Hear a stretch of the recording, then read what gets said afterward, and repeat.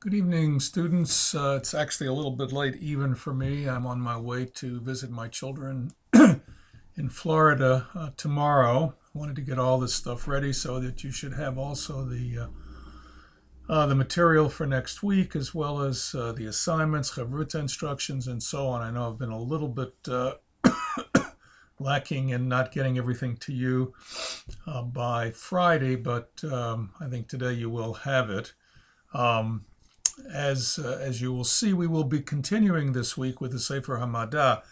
When I was originally conceiving the course, I didn't know how long we would be spending on Sefer HaMada. I thought we might go through it more quickly, but it does appear to me we're going to be dealing with it this week, and actually one section of it we'll be dealing with next week when we look at questions of ethics and morality, the Shmona Prakim, the 8 chapters that are the introduction, Rambam's introduction to his commentary on Pirkei Avot, the ethics of the fathers. But this week we're going to do some continuing. I just felt like we really hadn't done justice to the Sefer HaMada.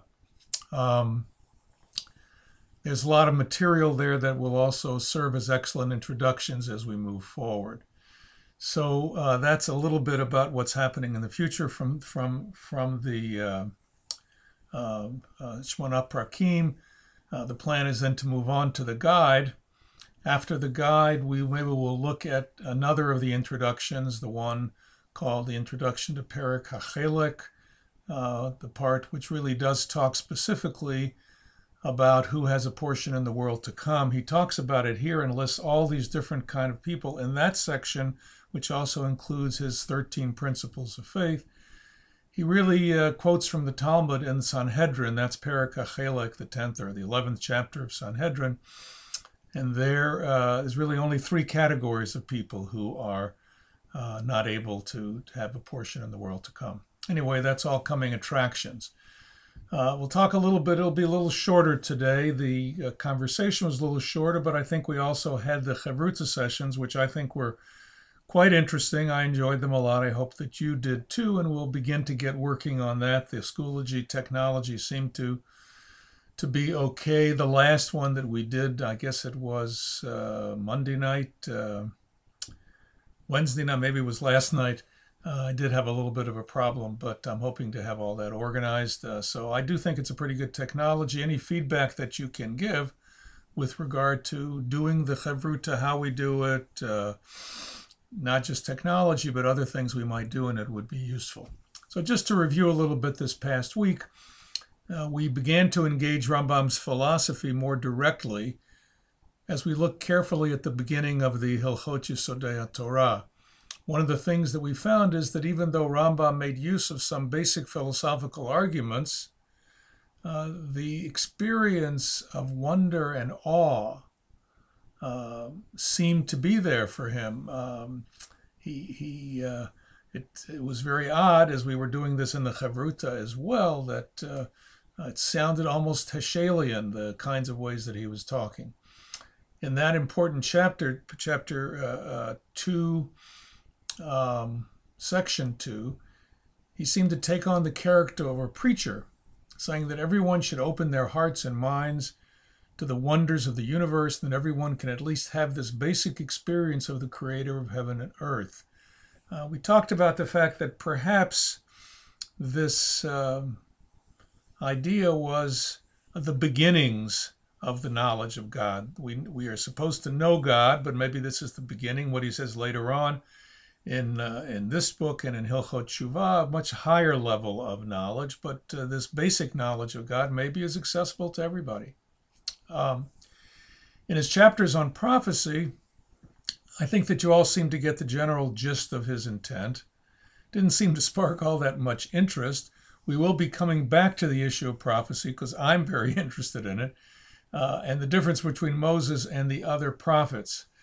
This idea of Ha'el Menabeh B'nei Adam, that God makes people prophecy. What does that mean? He gives them words. He opens up their minds to him. He gives them a mission. What does that mean, Menabeh B'nei Adam? And it's not really used, as far as I know, anywhere else in his works. This kind of PL causative use of the Hebrew.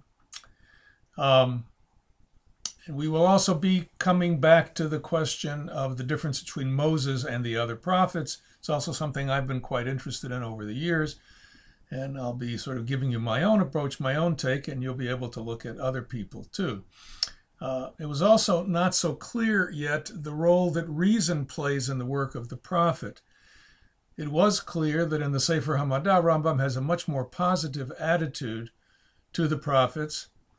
And here he never mentions the relation between the prophet and the sage, the Chacham. In the introduction to the commentary in the Mishnah, he spends a lot of time on that. And in the guide, he doesn't really talk about it either. Here, really, the prophet is his own man, as it were. And there's no question here of how they're supposed to be, related one to the other. It's just an interesting thing to consider, and we will talk about it as the course moves forward.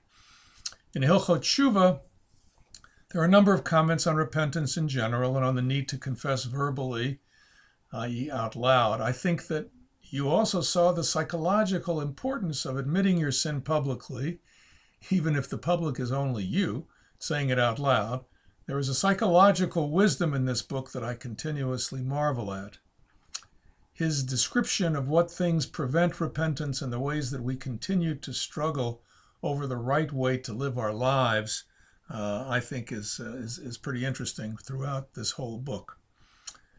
Finally, we will be coming back to the Hilchot Tshuva this coming week, chapters 8 and 10, and we'll be coming back to Hilchot Yesodei HaTorah, chapter 5. Each of those is oriented towards a specific topic. Chapter 5 of Hilchot Yesodei HaTorah is, I think, about Pikuach Nefesh, I believe, either that or it's chapter 8 in Hilchot Tshuva, sacrificing, the idea of your survival, sacrificing your life or not sacrificing it in terms of having to violate a mitzvah, even an important mitzvah. And we'll be talking this coming week about the issue of Olam Haba in chapter 8 of Hilchot Tshuva, what that might mean, what it might mean for you. And then we'll look more carefully. Some of you have written about this already. I know Adam just submitted a post on this about chapter 10 of this book, but we will be looking at it a bit more carefully as in this coming week, and it might be something to look at in the Chavruta sessions. So that's about it from here. I scanned a much better text for you to use, and for your Chavruta sessions and so on, with very good notes and Hebrew English facing in the Sefer HaMada. So I hope you all have a good week, and Shabbat Shalom.